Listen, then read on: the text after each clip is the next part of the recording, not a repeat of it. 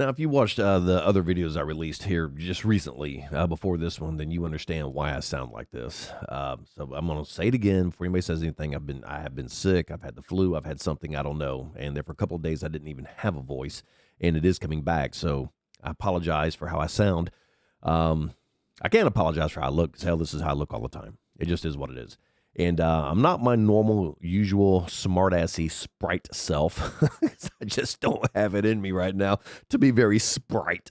But I feel like I'm mostly dead. I got to be honest with you, man. But I was reading this article, man. This just absolutely kills me. Now, if you watch the other two videos, I was talking about how the liberals jumped right back on the sinking ship that they came off of on November 5th. And then I read this article, and I was like, oh, my God, this is just absolutely amazing to me. And let me just jump into this, because this is insane. Liberal billionaire Laurene Powell Jobs host activists, media execs for 2024 election failure summit report. Absolutely freaking amazing that this lady had a summit to figure out what their problem is and why they lost. Now I'm going to read a bit of this article so you can kind of understand what's going on here, because this is just absolutely nuts to me. Absolutely nuts. Obviously, this lady has more money than she's got sense. So, Laurene Powell Jobs, the billionaire owner of The Atlantic, hosted activist and left-leaning media members last week to discuss how the left's well-funded digital media ecosystem failed in the 2024 election. You know, they didn't even have to have this. They literally could have called me, and I would have instantly told them how it failed. But before I get into my comments, after months of licking their wounds and reflecting on how they lost the internet, Democratic strategists and politically aligned digital creators are privately planning their next steps. Three people with knowledge of the event, citing three people with knowledge of the event, Max Tanny wrote. Powell Jobs, the widow of Apple visionary Steve Jobs, and let's be honest, Apple hasn't made shit since Steve Jobs has died. All Apple has done, I know that ain't the topic of this, but I'm just so pissed off at Apple. All they've done is made the same old products with a couple of, refreshments, and then charge you an arm and a leg for any type of upgrade that you need. It's absolutely insane. They haven't done shit since Steve died. And one of the wealthiest people on earth owns the Emerson Collective, which purchased a majority of The Atlantic in 2017. Last year, the New York Times reported that she is one of former Vice President Kamala Harris's most essential confidants. Whew, that doesn't say a whole lot for her. But like I said, I want to read some of this before I get into it. Tara McGowan, whose Courier newsroom has long been tied to the multi-billion-dollar left-wing dark money operation that often runs news stories that appear to be little more than Democratic Party talking points, briefed participants. So did executives at Crooked Media, a company founded by former Obama administration staffers, according to Semaphore. The summit was also an opportunity to connect several of the party's prominent financial supporters with some of the liberal media organizations that are positioning themselves as vessels to help liberals regain digital ground they've lost to the right in recent years. All right. I could keep reading this on and on, but it's kind of the same thing. Let me just find a couple more paragraphs here that are actually worth reading. Sorry about the sniffling.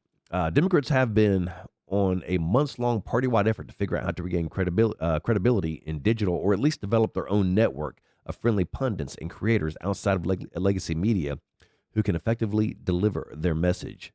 In the months since the election, Democrats have been beating themselves up over how they went from online dominance in the Obama era to playing catch-up. The online right is resurgent, especially in the podcast space, where many Americans now get their information and news. The initial shock of the presidential loss has been heightened by other frustrations among Democrats at the party's superficially slow and unsatisfying response to Trump and Musk's shock and awe change to the federal government. All right, here we go. Absolutely amazing. Absolutely amazing. First off, I'm going to tell you how you lost, and it was not the media. All right? You put in a generic, mentally unstable, dementia-ridden guy for president, all right? And stay with me here. Whose mental capacity greatly diminished shortly after taking the presidential election in 2020. And I got to be honest, and I'll say it again, not exactly sure Joe Biden won that one. I think Joe Biden was inserted. And then immediately started the cover-up of Joe Biden as he declined mentally. The liberals and the liberal networks and the liberal shills, the liberal media, all jumped on the same bandwagon, knowing Joe Biden was off the farm. He's sharp as a tack. He's full of energy. He's very sprite, full of vigor, makes very decisive decisions. And that's all we heard. And then we saw the exact opposite. We saw a feeble old man that couldn't even remember how to tie his shoes. The guy couldn't walk off a stage. He was tripping over sandbags, falling over bicycles, had to be led by the hand everywhere this guy went. He always looked like he was one balloon away from just floating off into the never, never. And the entirety of the entire presidency, Joe Biden's in fantastic shape, smart as a tack. And then what do? Then somehow you get George Clooney, this moron, and you devise a coup against a sitting president of your own party. At what point did you all not think, bad idea? But not in liberal world. Great idea. Let's kick out the president we voted for that won the primary, and let's put somebody in the spot that nobody voted for, that got destroyed in her primary, who CNN said was the worst vice president in history, and if Joe Biden did not replace her, she would cause him to lose the election. At what point did somebody say, I got a great idea? Let's put Cammie, drinks on the house Harris, into the presidency. She will win for sure. You literally ran the worst candidate in history, the dumbest person in Washington. And if I can dig up the clips of where she's, I think in New York on Broadway, tell me this chick is not, 3 sheets to the wind, hammered drunk when she's talking to these people. And this is the person you all tried to run for president, who blew through $1.5 billion and then lost everything. Couldn't even win her own blue wall. Couldn't even win the states. The only states that she won were the ones that were guaranteed Democrat states. The ones that Trump she didn't even have to campaign in, California, New York, crap like that, even though Trump pulled massive numbers out of those states. Nevada was a hand me for Kamala. No, Trump won it. The blue wall, Pennsylvania, Kamala's going to win it. Kamala's going to win it all the way up until the election. They were over on MSNBC. Kamala's got this in the bag, and she lost it all. That's how you lost the election. It wasn't the internet. It was your own stupidity that lost you the election. All right? Now, the difference being here is Trump did use podcasters and the internet and everything else to gain a lot of traction, because Trump, who thinks outside of the box, as opposed to a liberal who can only think inside their box. Now, you notice the difference in the boxes, the Republican box and the liberal box. Because liberals, like I said in the last video, they have one lane they can drive in, and they simply cannot find an off-ramp. And now they're trying to get their own pundits. They're going to grow a network of liberal pundits and podcasters. Are you kidding me? These are the same liberal pundits and podcasters, you idiots, that sat there and lied to us for 4 years about Joe Biden, that was telling us the border's closed. Everything's fantastic. Inflation's transitory. And you wonder why you lost the election? You think it was because of the internet? No, it's because you all did a shitty job. You all absolutely ran the country into the ground. You lied about everything in the world. You're bringing in, right now, all right? You ready for this number? Because it's staggering. Illegal immigration, as of today is the 17th, is down 98%. 3 weeks after Donald Trump took office, illegal border crossings are down 98%. Now, I'm going to say that again for you liberals. They're down 98%. And this is the same Joe Biden that said, I can't do anything about it. I can't shut the border. I don't have the authority. Then Donald Trump comes in and shuts the border. 98% illegal immigration is down as of right now on the 17th, 3 weeks into office. And you want to put more pundits and more podcasters, to lie for you? because that's why you lost. NBC, CBS, ABC, MSNBC, CNN, they all carried that water, lying for Joe Biden, talking about how horrible of a vice president Kamala Harris was. And then as soon as she, comes out the other side of the coup as the front runner, now all of a sudden she's fantastic. And I think it was NBC, don't hold me to this, that started going back and scrubbing all the old footage of them talking bad about Kamala Harris, started scrubbing it from the internet. And you wonder why you lost the election? Because you got people like me who saw and talked about some of that old footage. Then all of a sudden it was gone. As soon as she became your person, it was gone.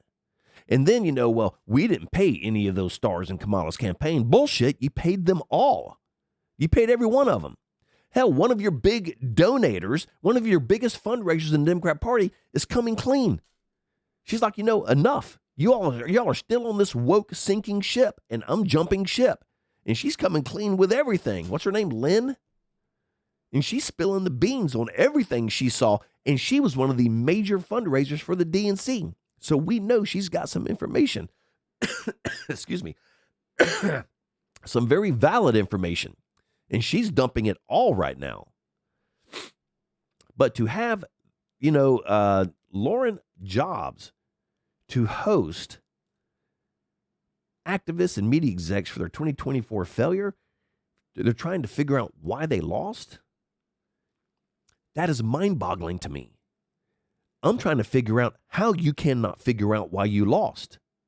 Because, I don't know, maybe it's just that the people on the right are born with brain power the people on the left are not born with. Maybe it's just that.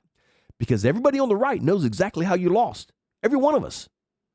How do you not know how you lost? You were married to one of the smartest men in the world. And you can't figure out how you lost? That's amazing to me. We've been telling you all forever. Woke does not work. Socialism does not work. Lying to the American people does not work. And what did the Democrats do? They went woke. They pushed their socialist agenda and they lied to everybody. Then they lost everything. And I know I've said this a lot, and I'm going to say this again because I need to put this in scope of how massive this loss was for the Democrats. All right. They lost the presidency that they thought for sure they had in the bag, and they were throwing billions of dollars into it. Not millions, billions. They thought they would turn the Senate. They would keep the Senate. And they thought they would turn Congress. None of it happened. And not only did Kamala Harris and the Democrat Party get demolished in the electoral vote, they lost the popular vote by 3 million votes and then have the audacity to say, oh, they squeaked by. Are you kidding me? Squeaking by is if you win by 3,000 votes or 300,000 votes, not 3 million votes. You got destroyed. And then Kamala's got Nevada. Kamala's got Pennsylvania. Kamala's got the blue wall. You lost it all. You lost every part of the blue wall there was to lose. What does that tell you? Your messaging is wrong. Your ideology is wrong. Everything you did is wrong. And you, like I said, you all jumped off of that ship on November 6th. Y'all are scratching your heads thinking, what the hell just happened? Obviously, our messaging is way out there. We're wrong. We got to completely rebuild. 2 weeks later, you're right back on that sinking ship. And I said it in the last video. The Republican Party sent a torpedo through the hull of the DNC. And that boat is sinking. And I truly think we're watching the end of the Democrat Party as we know it. I mean, who are you going to get to lead? Jeffries? Did you just see the interview that he was put on? I think it was CNN. And I got a video coming up about it where the guy's giving him the facts about Trump's support and how much support he has. And Jeffries is just has no response. Just a lost ball in tall weeds is all he is. And no response. Is that the guy you want leading your party? Jeffries? Come on. The liberals have nobody. You got AOC. Do you really want that dunce leading the country? The same moron who kicked out how many thousand jobs out of her broke, dying, crime-ridden district? Yeah, good choice. Yeah, please, for the love of God, put AOC in charge. That would be the best thing ever. Let her be the face of the new Democrat Party. I beg you to do that, because we will win for the next 50 years. Hands down, we will win the next 50 years. But it just amazes me that these people actually got together and had their little conference on why they lost. And these people have to have brains. God knows they got money. I mean, she was married to Steve Jobs, for crying out loud. But these people have to have brains. They have to have common sense. But they're so stupid, they put a think tank together to figure out why they lost the election to Donald Trump. And the writing's been on the wall for the last 16 years, and they still aren't smart enough to read it.